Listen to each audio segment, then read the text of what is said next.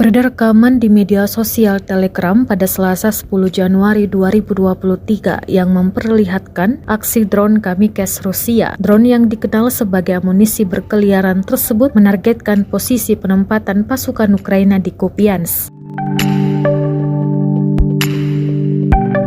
Dalam narasi unggahan disebutkan kamikaze Rusia menyerang lokasi angkatan bersenjata di dekat Kupiansk. Drone tersebut beraksi di malam hari dan membombardir posisi pasukan Ukraina. Serangan tepat mengenai sasaran. Ledakan dahsyat juga terekam kamera drone Rusia.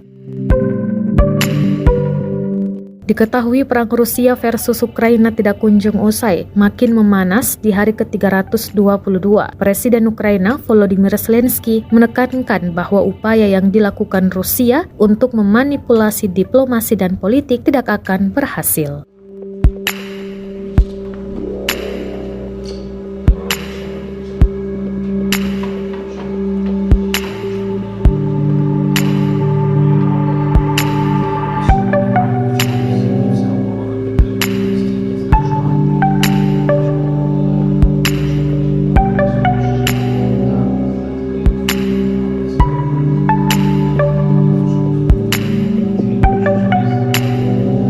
Из 108-й бригады территориальной обороны в районе населенного пункта Константиновка Донецкой Народной Республики и города Орехов Запорожской области, а также 62 артиллерийских подразделения Вооруженных сил Украины на огневых.